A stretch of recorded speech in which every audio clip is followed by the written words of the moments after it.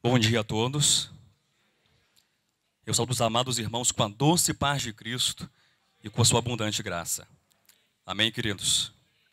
Eu quero estender também essa saudação dessa manhã, não apenas aos irmãos que estão aqui presentes, mas aos irmãos que estão longe, quem sabe agora assistindo a essa ministração da palavra, que os irmãos sejam alcançados igualmente pela palavra do Senhor. Amém? Os irmãos fora do Brasil, os irmãos aqui em casa, os irmãos nos seus trabalhos, que sejamos todos edificados pela palavra do Senhor. Seja aquele que fala, seja aquele que escuta. O nosso coração deve ser o mesmo. Senhor, fala comigo nessa manhã. Quem sente essa carência, essa necessidade de ouvir o falar do Senhor, diga amém. Graças a Deus. Eu queria abrir a sua Bíblia, por favor, no Novo Testamento, Epístola de Paulo aos Romanos, capítulo 8. Nós iremos ler apenas 2 versículos, versículos 28 e 29. Epístola de Paulo aos Romanos, capítulo 8, versículos 28 e 29. Quem achou, diga amém. Graças a Deus. Sabemos que todas as coisas cooperam para o bem daqueles que amam a Deus, daqueles que são chamados segundo o seu propósito. Porquanto, aos que de antemão conheceu, também os predestinou para serem conformes à imagem de seu Filho, a fim de que ele seja o primogênito entre muitos irmãos. Eu quero ler novamente o versículo 29. Guarde esse texto no seu coração. Porquanto, aos que de antemão conheceu, também os predestinou para serem conformes à imagem de seu Filho, a fim de que ele seja o primogênito entre muitos irmãos. Graças a Deus.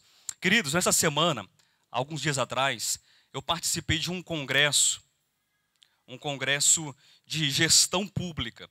É um dos maiores congressos do Brasil, de uma importância não apenas nacional, mas também internacional.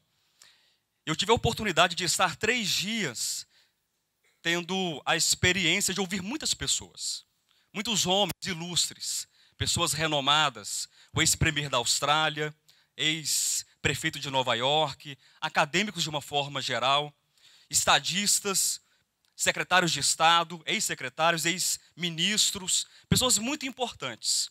E certamente, as palavras que eu ouvi durante esses 3 dias, elas irão me ajudar muito na minha carreira profissional. Mas o que mais me chamou atenção nesses 3 dias, queridos, não foi propriamente aquilo que faz desrespeito ao serviço da administração pública, mas foram 2 pensamentos, pastor Alexandre. 2 frases, bispo Renato, que eu escutei e aquilo me marcou, aquilo foi mexendo comigo interiormente. E eu estava comentando com a minha esposa que essas frases mexeram comigo. Eu queria ministrar algo a partir dessas frases enquanto metáforas. Eu não quero pregar as frases enquanto palavra de Deus, porque elas não são, mas quero tomá-las enquanto metáforas, como um gatilho apenas, para falar da verdade do Senhor. Amém? Os irmãos que pregam, pastor Alexandre, pastor Renato, pastor Moisés e outros irmãos, sabem que isso é muito comum naqueles que ministram.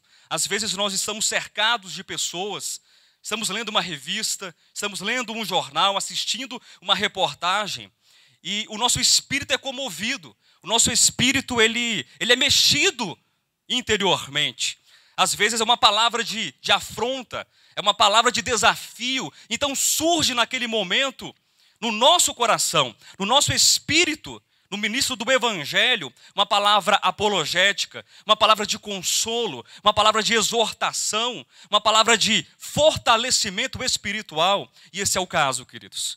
Eu quero compartilhar esses pensamentos com vocês e depois introduzir os irmãos no texto que o apóstolo Paulo nos escreveu. A primeira frase, ou primeiro pensamento de um arquiteto, de um designer e escritor norte-americano chamado Richard Fuller. Ele escreveu o seguinte: nada em uma lagarta sugere que ela se tornará uma borboleta. Interessante essa frase? Posso repeti-la? Nada em uma lagarta sugere que ela se tornará uma borboleta. Guarde isso no seu coração. O segundo pensamento, ou frase, uma ideia, extraída de um diálogo de Michelangelo, um dos maiores mestres, pintores, artistas, escultores renascentistas.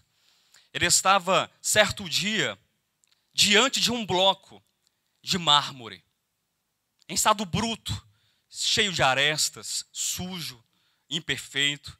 E alguém perguntou para aquele mestre, escultor: como é possível, Michelangelo, você produzir obras tão belas a partir de um bloco como esse? Como é possível? Aquele bloco feio, cheio de arestas. E Michelangelo então respondeu: a obra já está lá dentro. Eu apenas retiro os excessos. Eu apenas retiro os excessos. Queridos, isso me levou a pensar, como eu disse aos amados.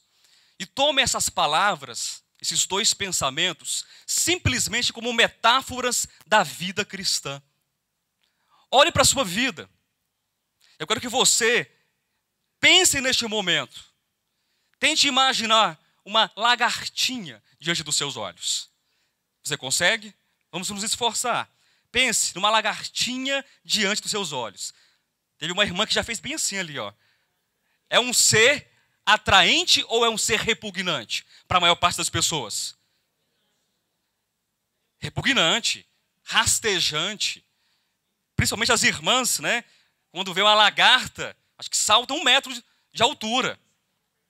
Mas uma borboleta, que ser mais delicado, que ser mais belo, que fica voando pelos ares. Mas uma lagarta não é assim. Essa lagartinha que está diante dos seus olhos, você viu? Amém? Vamos imaginar apenas. Agora, faça de conta que diante de você tem um espelho. E você, ao olhar este espelho, você contempla também a lagarta. É você. Uma lagartinha feia, verdinha, vermelhinha, amarelinha. Eu não sei qual é a sua cor, mas que é lagarta, é lagarta. Agora, de repente, imagine um bloco de mármore imenso, monstruoso, sujo, imperfeito, cheio de arestas, diante de você. Conseguiu imaginar? Conseguiu? E novamente eu peço que você olhe para esse bloco e você veja quem? A você mesmo. Queridos, o que essas metáforas, como eu disse, da vida cristã, podem nos ensinar?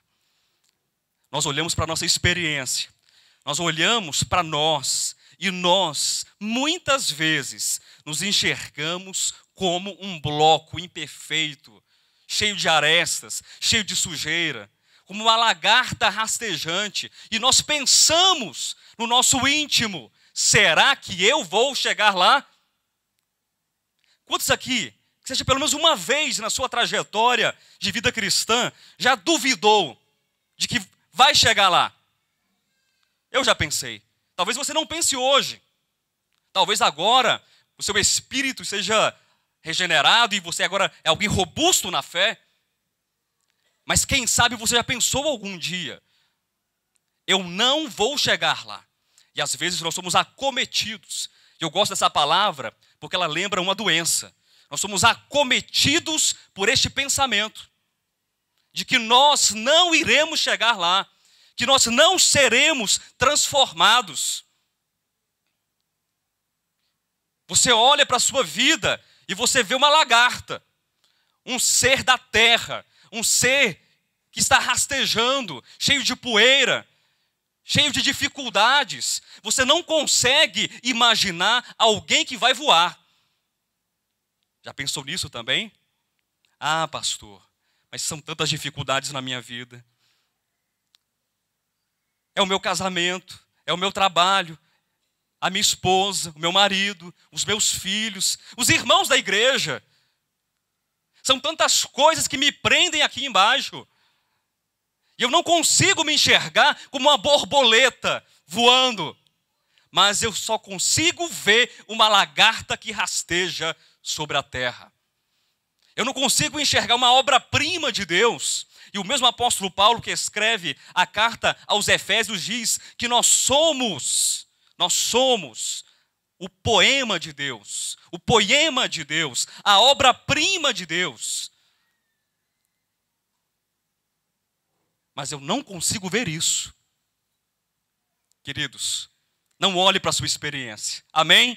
Não olhe para a sua experiência. Será que de fato Deus vai me transformar? Será que eu vou ser transformado algum dia? Quando nós olhamos para a nossa experiência, nós caímos no laço da cegueira espiritual. Mas quando nós olhamos, ao contrário, para a palavra de Deus, nós cremos de modo convicto, de modo certo, de modo inabalável, que Deus irá nos transformar. Não porque podemos, não porque somos capazes, não porque temos algo de bom em nós, mas porque a palavra de Deus, ela garante, queridos, ela garante. Volte os seus olhos para o texto sagrado. Veja o versículo 29 de Romanos 8. Porquanto aos que de antemão conheceu. Eu pergunto, quantos aqui creem? Eu não digo sentem, mas creem na sua alma, no seu coração e no seu espírito que foram chamados por Deus. Glória a Deus. Nós somos chamados por Deus. Nós somos conhecidos por Deus. E para quê? Deus nos conheceu de antemão. Deus nos predestinou de antemão para você deixar de tomar café. Como diz o pastor Alexandre nos seus exemplos. É para isso? Você foi conhecido por Deus na eternidade passada. O seu nome já estava ali no coração do Pai.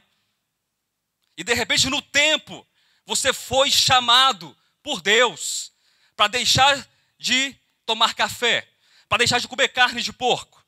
É para isso? Para deixar de usar o véu, para deixar de jogar bola. O que mais? Para deixar de usar roupa comprida. Para que você foi chamado por Deus? Conhecido, predestinado, chamado, justificado e glorificado. Diz a palavra do Senhor.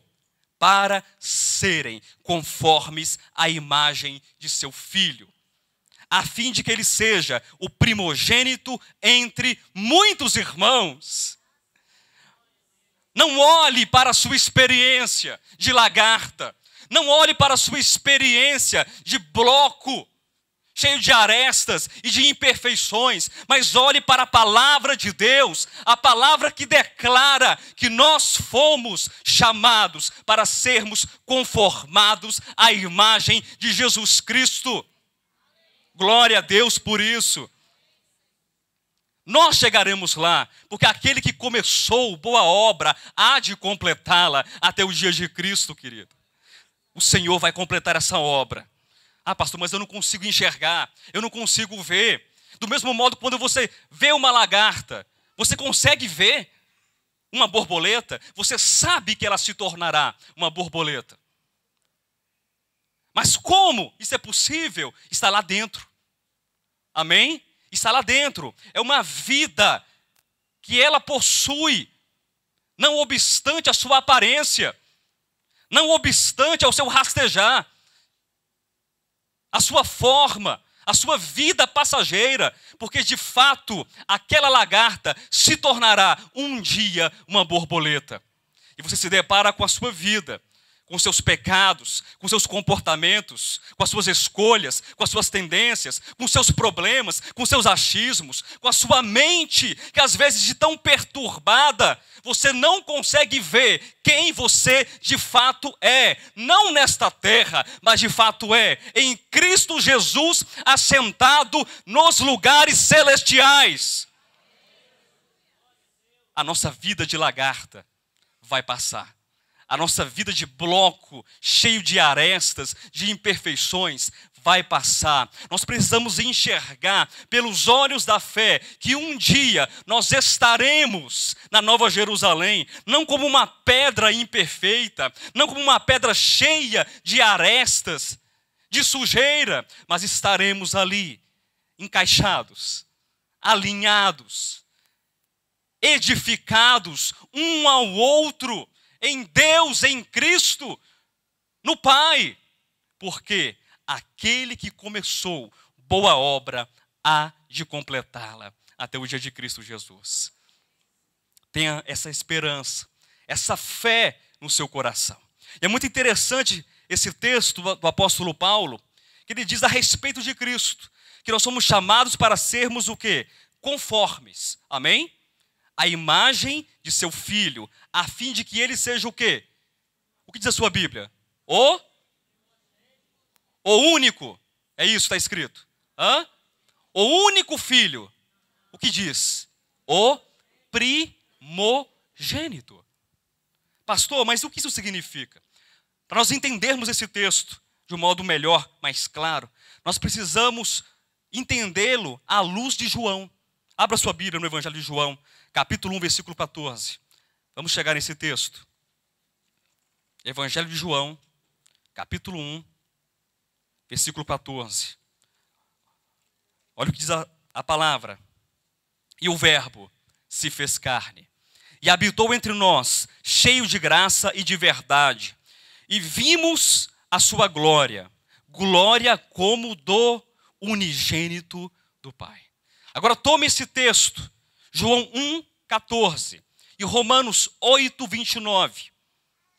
Aqui em João 1, 14, essa ala por favor diga, Jesus é o unigênito do Pai. Me ajudem por favor, unigênito do Pai. Essa ala à minha direita. Jesus é o primogênito do Pai. Passou qual a diferença? Muita diferença. Porque quando o Verbo se tornou carne e habitou entre os homens, habitou entre nós, ele era até então o único, o unigênito Filho de Deus, Filho do Pai. Mas o Verbo, o Logos, que se fez carne, ele foi até a cruz, ele morreu e ele ressuscitou. E conforme nos declara o apóstolo Paulo em Atos, capítulo 13, versículo 33, da morte, Deus chamou a Jesus e disse, tu és meu filho e hoje eu te gerei. Agora, Jesus Cristo, não mais o unigênito, aquele que sai agora da morte, em ressurreição, ele é o novo homem. E não sozinho apenas, mas é o novo homem juntamente com muitos outros que foram chamados. Sabe de uma grande verdade, meu querido? Você também foi chamado naquele momento. Você foi chamado por Deus para fazer parte, para compor o novo homem com uma vida ressurreta, uma vida indestrutível, uma vida inabalável. O grande propósito de Deus nos mostra que Deus, para glorificar o seu Filho Jesus, que é o centro de tudo e de todas as coisas, Ele chamou muitas pessoas, muitos homens que eram como essa lagarta, que eram como essa pedra, sem forma, disforme, e colocou neles, dentro de cada um daqueles que foram chamados, uma vida que é indestrutível. Diga, eu tenho uma vida indestrutível. Jesus não é mais o único Filho de Deus. Amém? Você também é um dos muitos filhos de Deus. um dos muitos filhos. Então você pode olhar para a frente. Você pode olhar para a eternidade e dizer: Senhor, eu sei que eu vou chegar lá. E como se alguém perguntasse para você: qual é a certeza? Qual é a certeza que você chegará lá? Pastor Renato, olhe para a sua vida. Às vezes o diabo vem nos acusar, sim ou não? Às vezes a acusação até está mais próxima. Em casa, quem sabe? Você? Todos poderiam, menos você. Você não. Porque você fala assim. Porque você pensa assim. Porque você age assim. Porque você se veste assim. Porque você, por quê? E essas palavras, esses porquês vão nos diminuindo, vão nos condenando, vão nos rebaixando. E nós vamos olhando para a nossa experiência. E a gente esquece, queridos, que nós temos uma vida indestrutível, a vida divina, a vida do próprio Deus em nós. E você agora não está voando, está o quê? Rastejando. Está ali dentro de um bloco, preso, amarrado, feio, sem forma. Mas Deus, Ele olha para você. E lá no íntimo, aquele sopro de vida do Espírito Santo, Ele diz: você é meu filho. E essa palavra, eis que hoje te gerei, ela é transportada no tempo e na experiência de Jesus Cristo para cada um de nós. Eis que hoje eu te gerei. Nós fomos gerados pela vida de Deus. Ela está em nós. E é a vida de Deus. E apenas esta vida, nada mais, nos dá a certeza e a garantia que nós seremos transformados e conformados à imagem de Jesus Cristo. Amados, agora nós somos filhos de Deus. É o texto de abertura, 1 de João, capítulo 3, versículo 2. Você crê nisso? Agora, isso faz diferença. Agora nós somos filhos de Deus. Vírgula, mas ainda. Olha como a palavra, ela vai nos trazendo uma revelação. Ainda não se manifestou o que haveremos de ser. Afinal de contas, João, decida-se. Somos ou não somos? Nós somos. Nós somos filhos de Deus. Mas você, filho de Deus, sou nascido de Deus. Mas ainda não se manifestou o que haveremos de ser.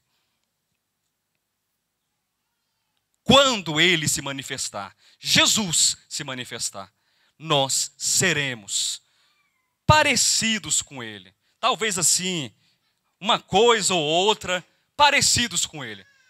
Sim, seremos semelhantes a Ele. Seremos semelhantes a Ele. E o mesmo João, no seu Evangelho, capítulo 1, versículo 12, ele nos fala por que isso é possível. Por que isso é possível? João 1, 12.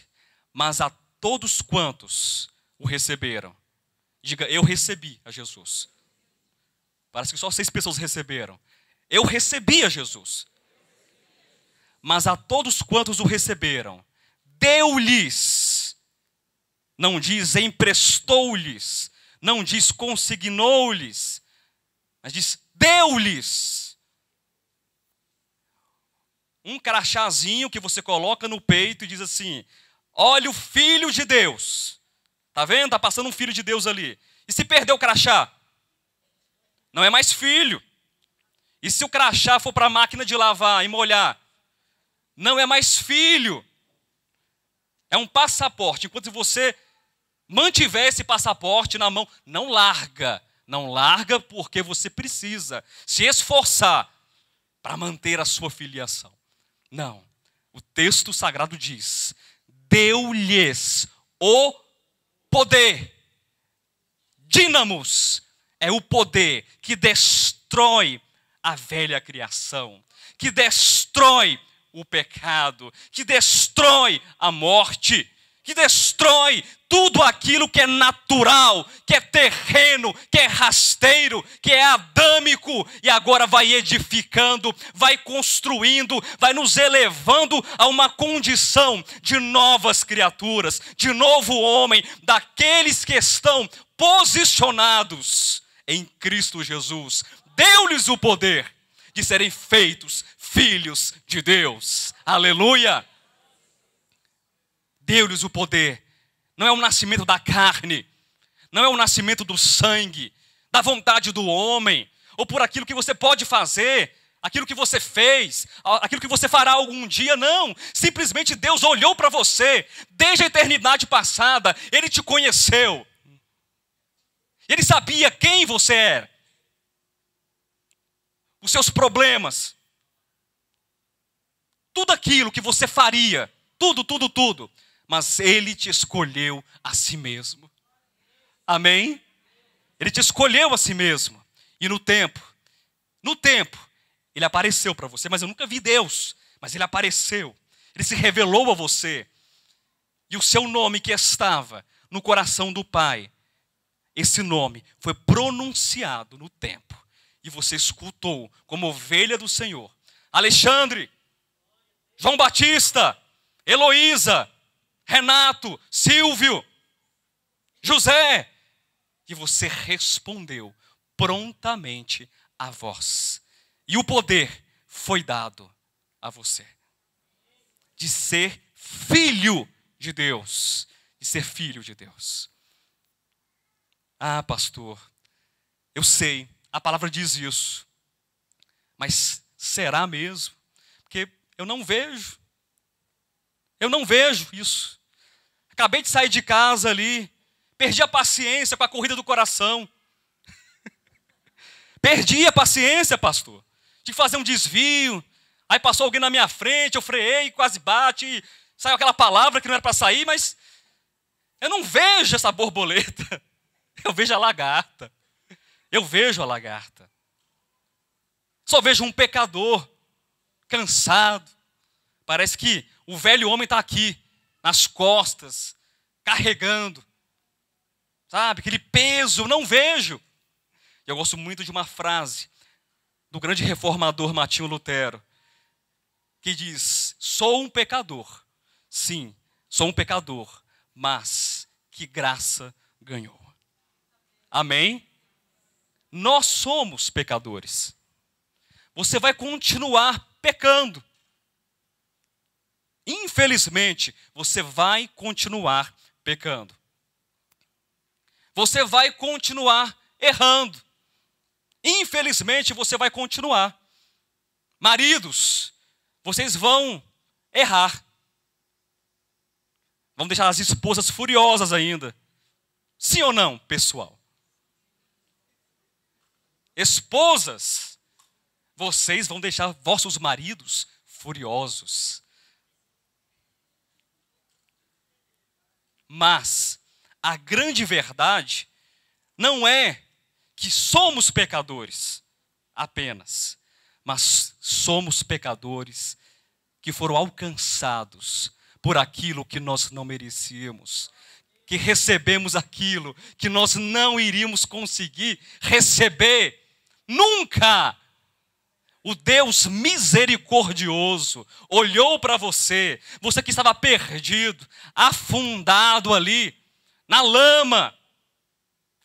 E o braço de Deus, o braço de Iavé, foi até lá, no poço, na lama, e só estava o dedinho seu lá, do lado de fora, e aquele braço gigante foi te arrastando, foi te puxando, foi te levantando, foi te trazendo para fora, e te colocou sobre uma rocha.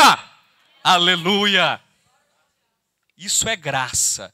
Ah, mas eu estou ainda cheio de terra, de lama, de poeira, uma lagartinha. É verdade. Mas esse mesmo Deus que tirou você de lá, Ele colocou dentro do seu espírito a própria vida dele. Como se dissesse: lagarta, ei você, lagarta, um dia você vai voar. Um dia você vai voar.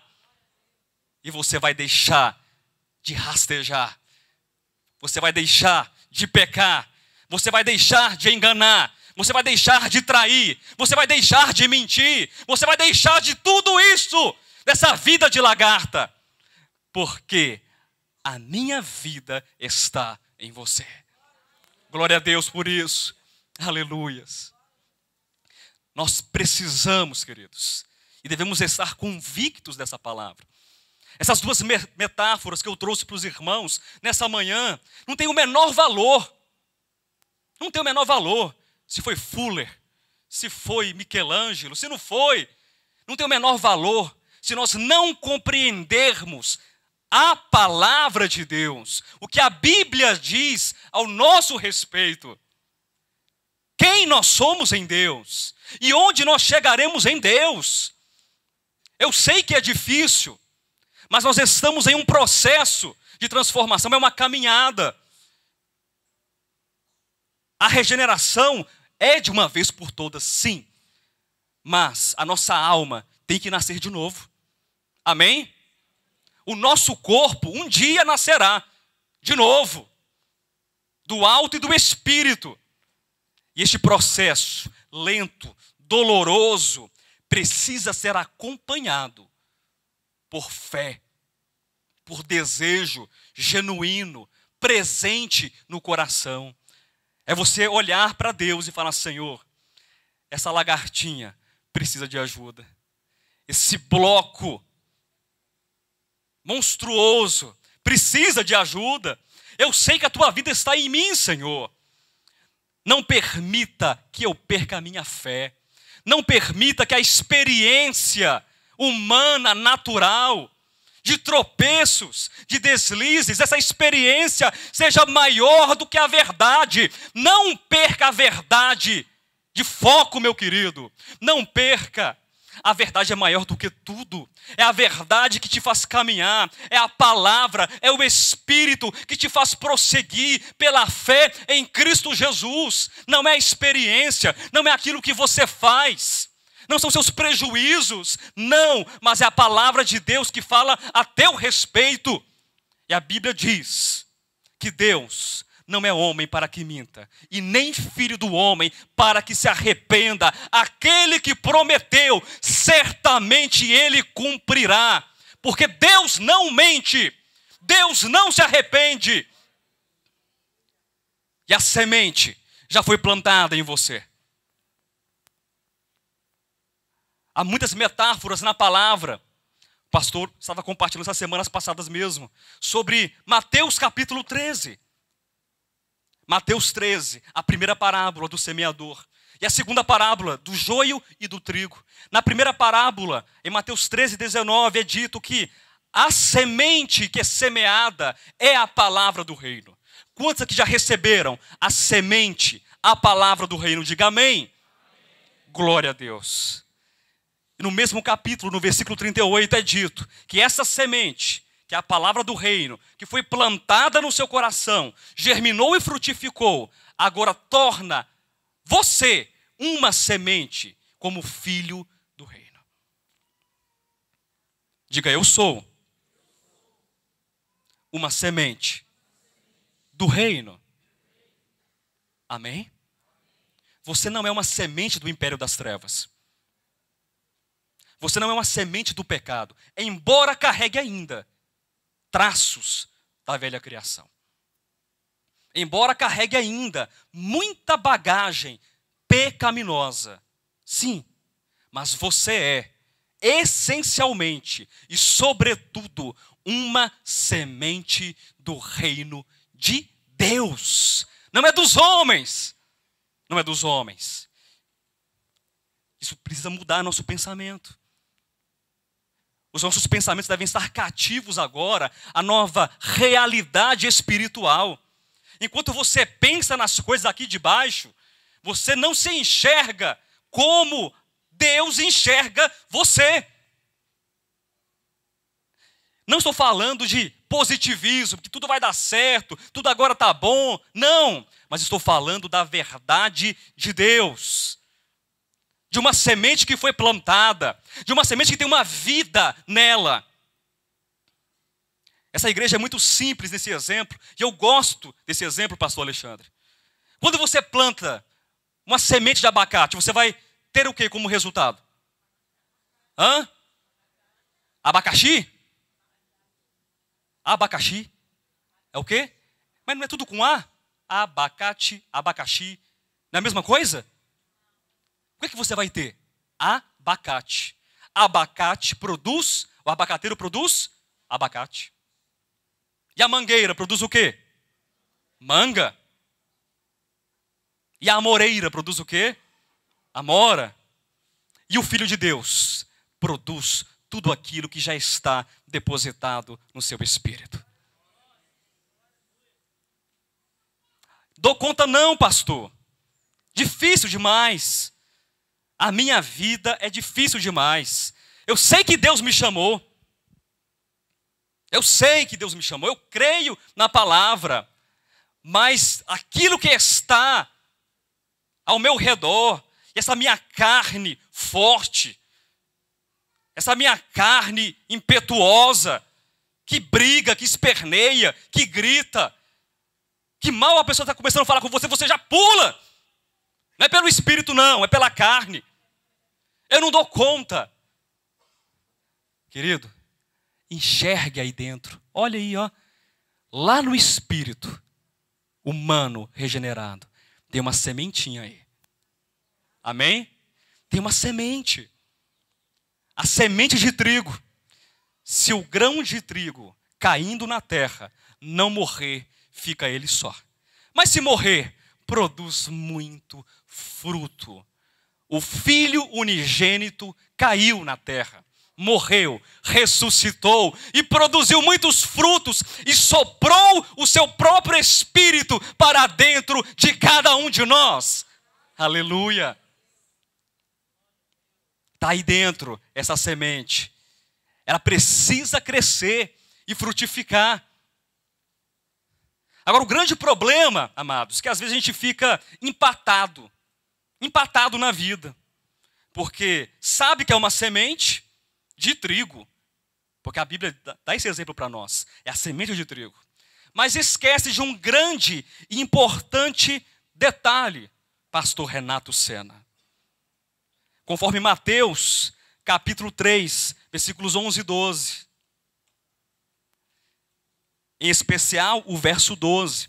Apenas vou citar. É preciso tirar a palha do trigo. O pastor Josué ele não se decide. Primeiro ele fala que a gente está lá em cima. Agora diz que a gente tem palha. Vamos dar equilíbrio na palavra. Você é uma semente de trigo, mas tem palha, muita palha. E essa palha não vai herdar o reino dos céus.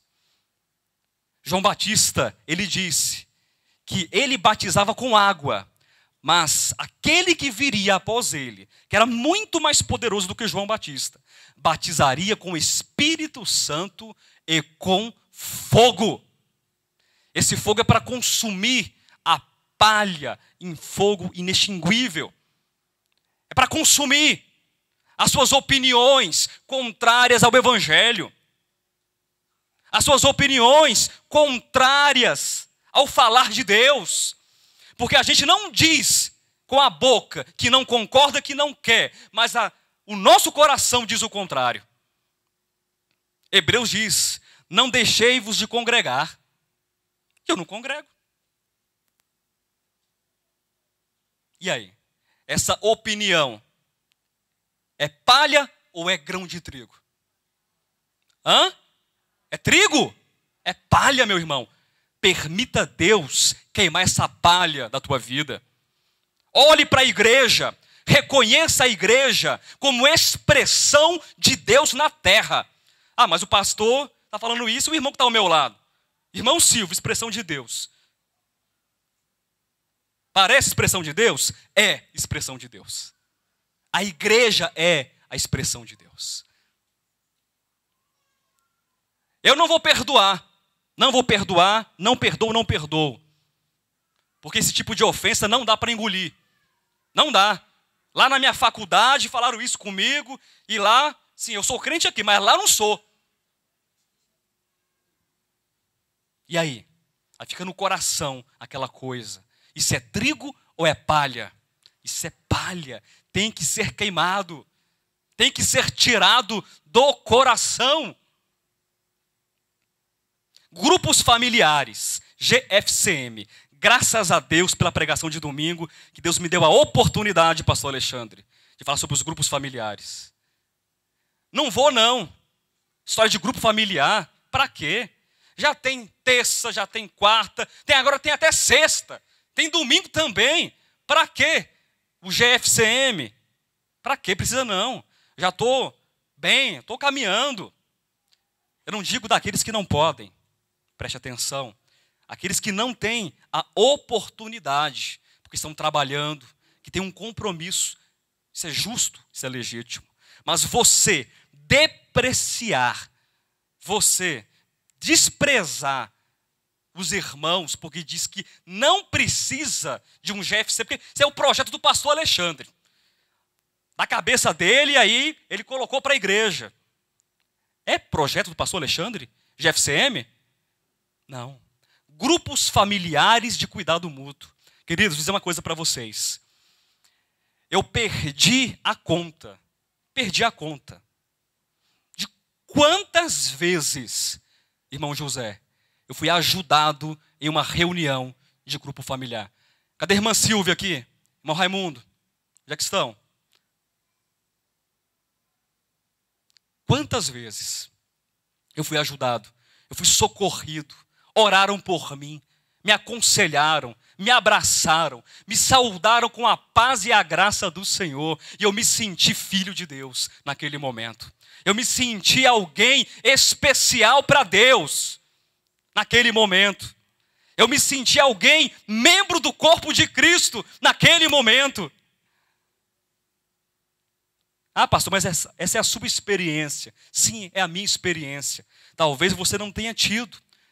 Mas você pode ter essa experiência. Basta que você esteja. São muitas coisas que poderiam ser ditas, como palha, que nós precisamos queimar. Permitir que Deus queime esta palha, queridos. Vamos olhar para a palavra do Senhor. Deve haver da nossa parte uma atitude. Temos que ser responsivos. Nós temos que atender à palavra de Deus. Abra a sua Bíblia, por favor, em Romanos. Capítulo 12.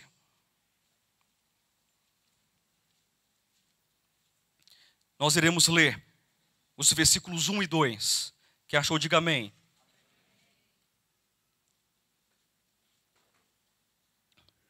Diz a palavra de Deus. Rogo-vos, pois, palavras do apóstolo Paulo, pelas misericórdias de Deus, que apresenteis o vosso corpo por sacrifício vivo, santo e agradável a Deus, que é o vosso culto racional. E não vos conformeis com este século, mas transformai-vos. Está na sua Bíblia? A palavra transformai-vos. No grego, metamorfose. Pela renovação da vossa mente, para que experimenteis qual seja a boa, agradável e perfeita vontade de Deus. Quantos aqui querem experimentar a boa, agradável e perfeita vontade de Deus? Diga amém, Senhor. Amém. Glória a Deus. Isso é um grande passo, querer. Amém? Querer é um grande passo. Mas existe um processo. Como eu vou experimentar a boa, agradável e perfeita vontade de Deus? O que diz o texto? Transformai-vos. É o Espírito que vai transformar? De fato e de verdade. É o Espírito Santo. Mas você precisa se colocar no lugar. Senhor, eu estou aqui. Estou aqui, Senhor. Transforma-me. Transforma-me, Senhor. Essa cultura, esse comportamento, essa natureza, Senhor. Tira a palha e me transforma. É uma metamorfose. Isso nos faz lembrar do quê? Da lagartinha rastejante, que passa também por um processo biológico de metamorfose. Ela transforma-se de lagarta agora para borboleta. É a renovação da mente, dos pensamentos. É você investir naquilo que é útil. Amém? Investir. Mas eu não tenho tempo, pastor, e nem dinheiro. Eu não falo de tempo e de dinheiro, mas eu falo de posicionamento. Eu não tenho tempo para comprar livros e bons livros. Aqui. Tem livro melhor do que esse aqui? Hã? Tem? Invista tempo. Leia a palavra.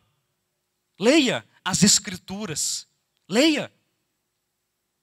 O apóstolo Paulo, é muito interessante que o capítulo 12, ele vem depois do capítulo 11. Glória a Deus, pastor Alexandre. E o capítulo 11, ele vem depois do 10, que vem depois do 9, do 8, do 7. Aí vai até o início. E por que é tão interessante assim?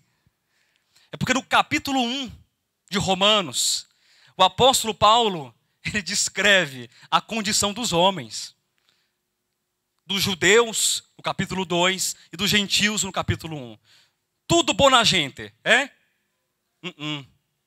Homens perversos, sanguinários, diz o capítulo 3. Homens que não buscavam a Deus, que não queriam a Deus.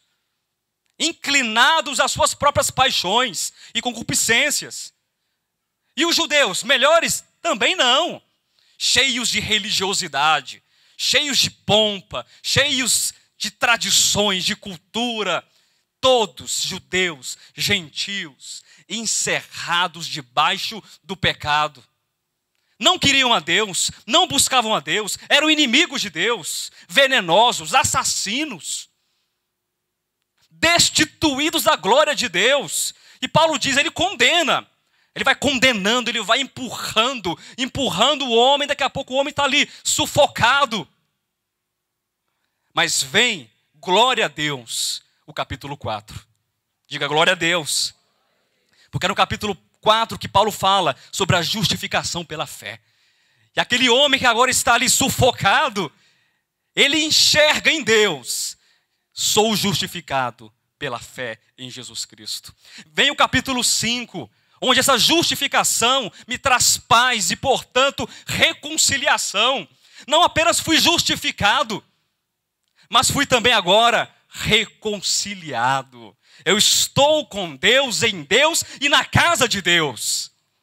E o capítulo 6 diz que nós morremos e ressuscitamos com Cristo e o pecado e a lei não têm domínio sobre as nossas vidas.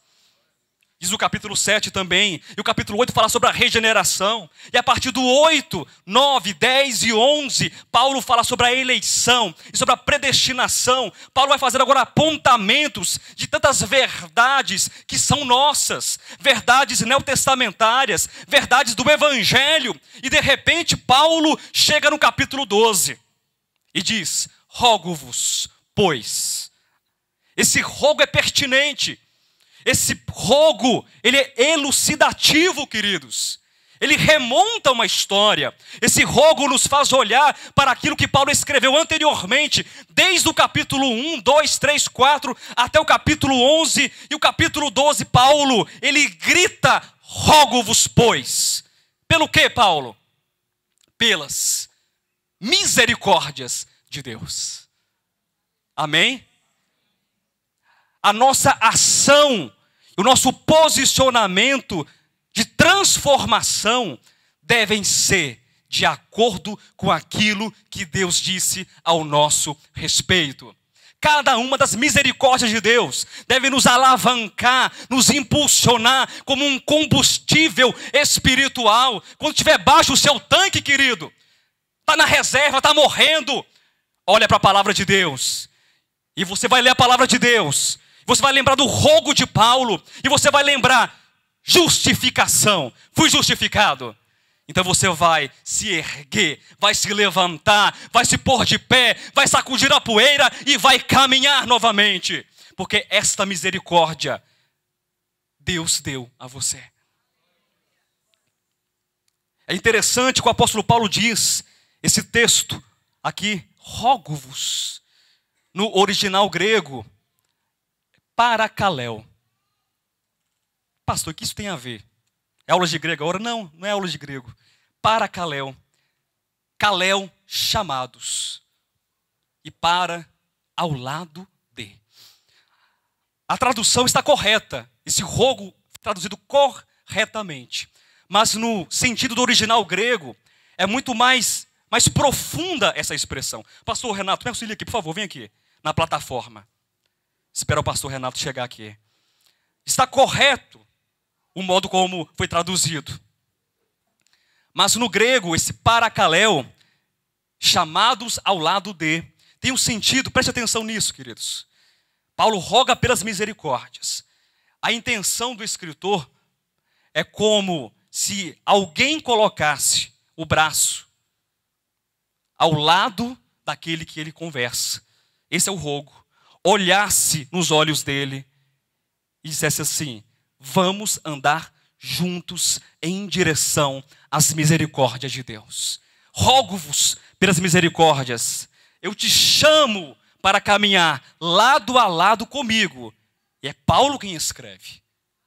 Caminhe comigo na verdade neotestamentária. Caminhe comigo na revelação de Deus. Em direção, obrigado pastor, às misericórdias de Deus. Isso deve mudar a sua vida. Amém? Deve mudar o seu modo de pensar. As misericórdias. Aquilo que Deus já realizou por você. Já estou encerrando, queridos, quero abrir em mais um texto. Colossenses, capítulo 3. E aí surge uma pergunta. Quando você se lembra da lagarta, não se esqueça da lagarta. Como fazer uma lagarta voar? Como? Você tem uma lagartinha na sua mão. Aí você pega a lagartinha e joga para cima. O que vai acontecer com a lagartinha? Vai o quê? Espatifar no chão. Pega a lagartinha e joga para cima. Amarra um paraquedas nela. Vai resolver? Não vai. Lagarta, você vai para o chão. Como fazer uma lagarta voar? Sabe como? Eu quero que você responda para o irmão que está perto de você. Diga: meu irmão, dê tempo a ela. Amém? Dê tempo à lagarta. Dê tempo. Querido, não fique decepcionado. Não desista. Mildo, não desista não, irmão. O Mildo, toda vez que ele me encontra, ele fala: eu estou de olho em você. Estou de olho em você, Mildo. Não desista. Silvio, não desista.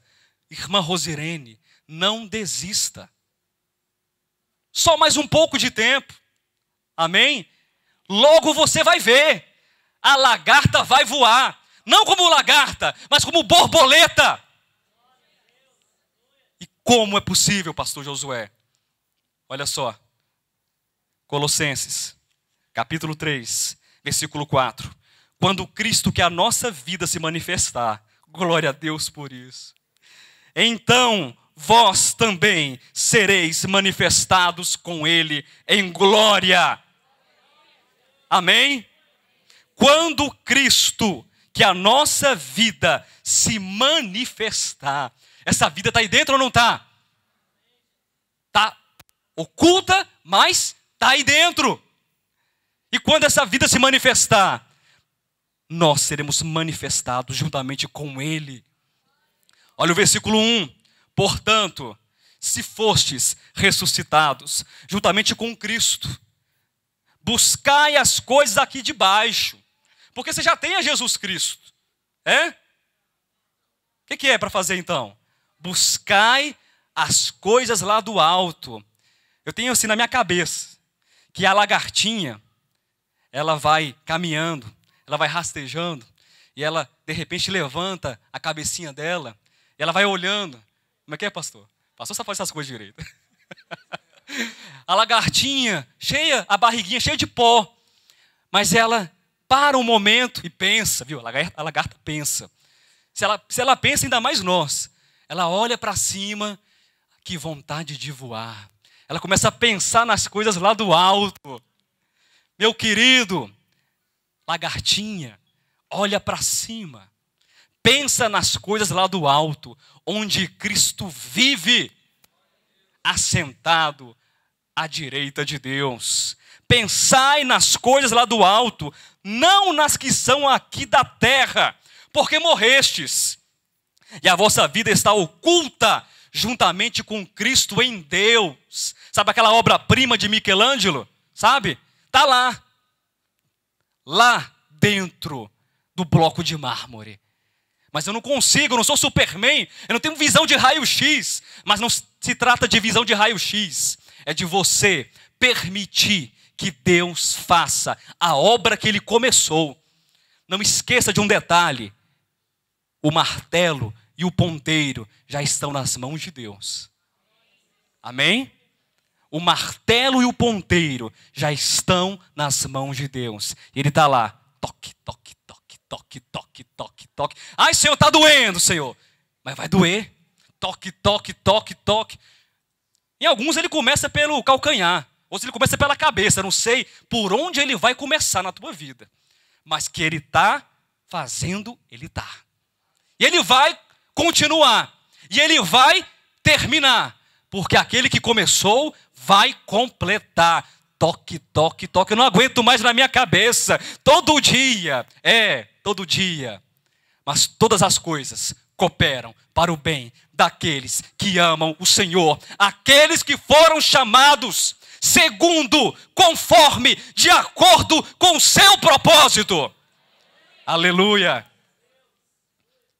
Mas não diga assim para Deus: ah, Senhor, pode meter a marreta, pode meter, Senhor, o ponteiro que eu estou aqui, eu aguento tudo.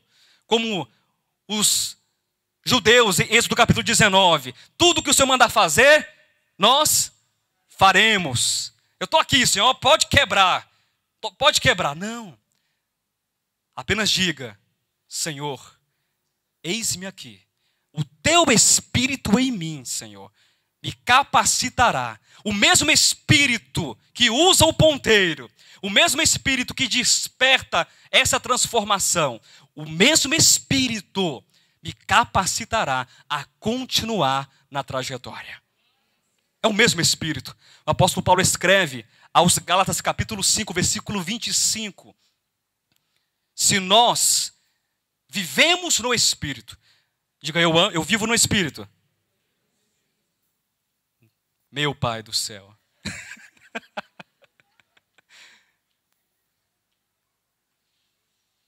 Eu vivo no Espírito. Glória a Deus. Essa igreja vive no Espírito. Essa palavra que nós escutamos é viver no Espírito. Amém?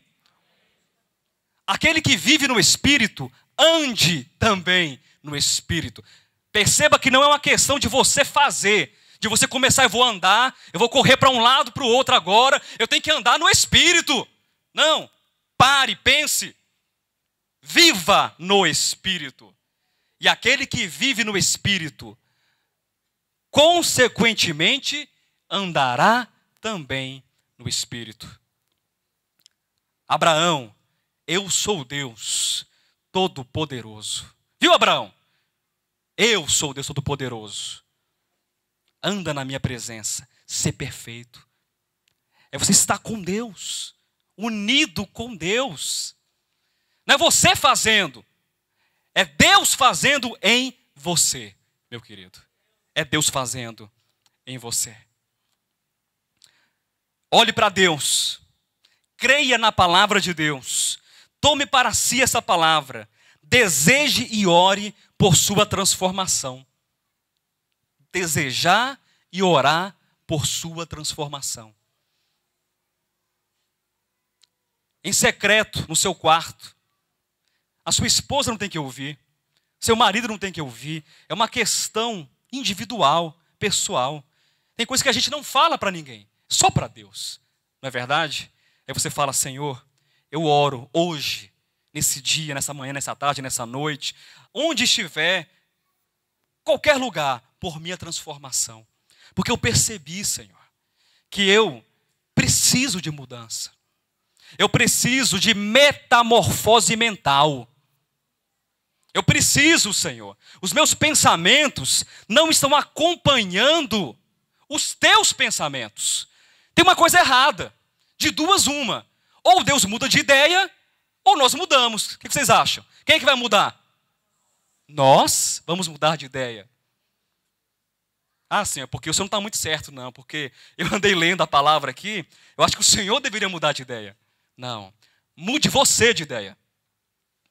Pense nas coisas lá do alto, naquilo que Deus pensa. Busque as coisas lá do alto, aquilo que Deus deseja.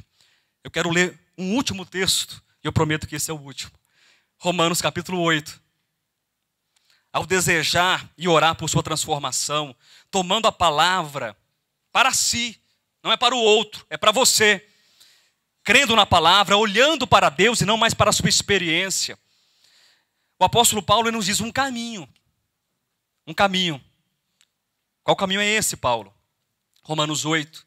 Eu quero ler, queridos, a partir do versículo 16 até o versículo 23. Preste atenção, abra sua Bíblia, por favor. É o último texto. Romanos 8, 16 até o 23. O próprio Espírito testifica com o nosso Espírito que somos filhos de Deus. Ora, se somos filhos, somos também herdeiros, herdeiros de Deus e co-herdeiros com Cristo. Se com Ele sofremos, também com Ele seremos glorificados. Porque para mim, tenho por certo que os sofrimentos do tempo presente não podem ser comparados com a glória a ser revelada em nós. A ardente expectativa da criação aguarda a revelação dos filhos de Deus. Pois a criação está sujeita à vaidade, não voluntariamente, mas por causa daquele que a sujeitou, na esperança de que a própria criação será redimida do cativeiro da corrupção, para a liberdade da glória dos filhos de Deus. Porque sabemos que toda a criação, a um só tempo, geme e suporta angústias até agora. E não somente ela, mas também nós. Diga, também nós, que temos as primícias do Espírito. Que temos as primícias do Espírito, repita. Igualmente gememos em nosso íntimo, aguardando a adoção de filhos, a redenção do nosso corpo. Veja que é uma questão de expectativa, de fé. Fé não daquilo que você vê, é que Paulo escreve mais na frente. Uma esperança, não naquilo que você vê. Porque na esperança fomos salvos. Ora, esperança que se vê não é esperança. Pois o que alguém vê, como espera? Mas se esperamos o que não vemos, com paciência o aguardamos. Tenha paciência, aguarde, continue. Nós iremos chegar lá. Amém? É esperança, é expectativa, é aguardar, é ter fé, é sentir esse gemido, é escutar esse gemido do Espírito Santo dentro de nós. E nós mesmos gemendo com o Espírito, aguardando, em expectativa, com fé, a glorificação dos nossos corpos. Porque agora nós somos filhos de Deus. Nós já somos hoje. Desde o momento que fomos chamados, somos filhos de Deus. Mas ainda não somos aquilo que haveremos de ser. Há uma expectativa, há um grito contido no coração. É a revelação da glória dos filhos de Deus. Essa glória está dentro de você, oculta. É a divina semente, é o grão de trigo, é a palavra da vida, é o Espírito Santo. E essa glória unida ao nosso espírito, impregnada na nossa alma, vai saturar o nosso corpo e seremos plenamente filhos de Deus. E chegará um dia então que o universo contemplará Cristo na nossa face. Chegará um dia então utilizando as metáforas que foram colocadas de início, que a lagarta, que foi tão judiada no tempo, que experimentou tanta coisa ruim, essa lagarta vai voar. Que essa pedra sem forma, com tantas pontas, será uma pedra, uma obra-prima na edificação de Deus, na Nova Jerusalém. Queridos, Jesus Cristo é o nosso Senhor. Aplauda o seu Deus nessa manhã.